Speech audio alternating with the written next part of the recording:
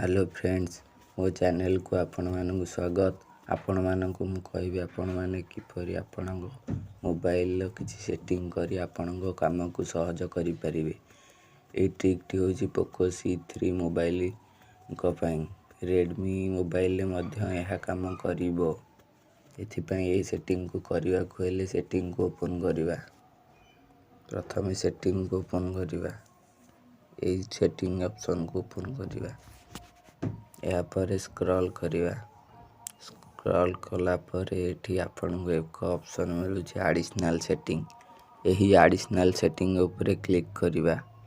यहा को क्लिक करिया पर एठी गोटे मिलु छै फुल स्क्रीन डिस्प्ले। यहा पर क्लिक करिवा। एठी आपनको बटन वाला मिलु छै।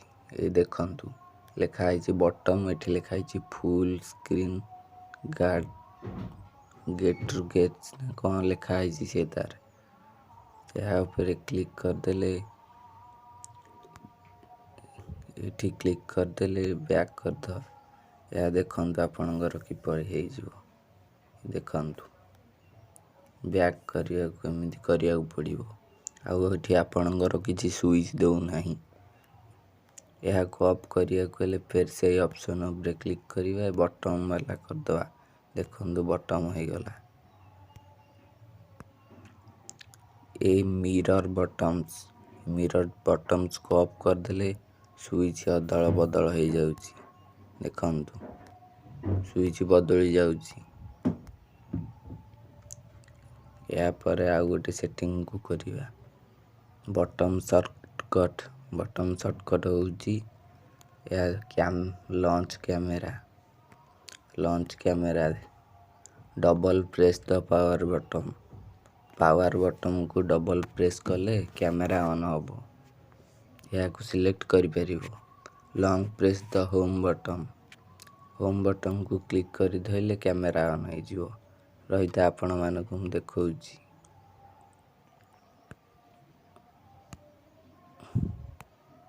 ये देखंतु कैमरा ऑन हो गला। एही पड़ी आपण मानकर मध्य सेटिंग थिबो। या को कले आपनकर कैमरा ऑन हो जिवो। या को मु एबे ऑफ कर दूची। मोते एही भली एते सब ऑप्शन दै छै आपण माने जहा को बाछि परिबे। मु या को एबे ऑफ कर दूची। या पर गूगल असिस्टेंट। या को आपण जहा चाहिबे ता सिलेक्ट करि परिबे। मोर पूर्वरु होम बटन थिला। एबे ताहा को कैमरा लॉन्च करिवारे से कटि जाइछि।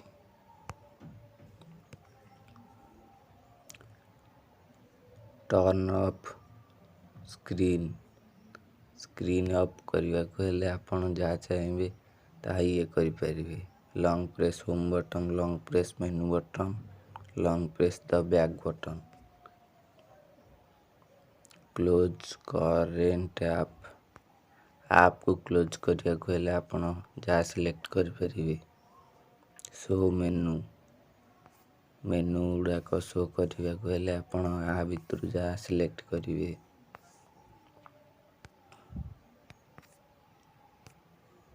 या पर आ गोटे सेटिंग को जीवा क्विक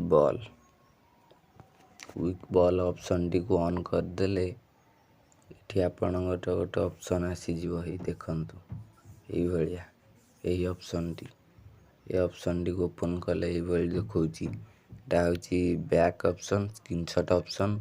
एटा मोबाइल लॉक हो जिवो। एटा मेनू बटन, एटा होम बटन।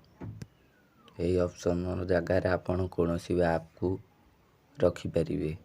ऐप को किपरि रखिबे हम कहूची एबे।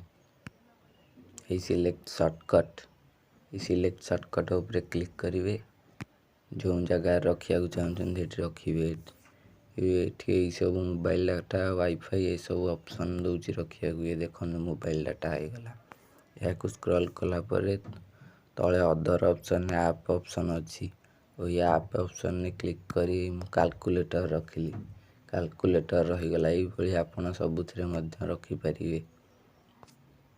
यहा को एबे हम बंद कर दूची।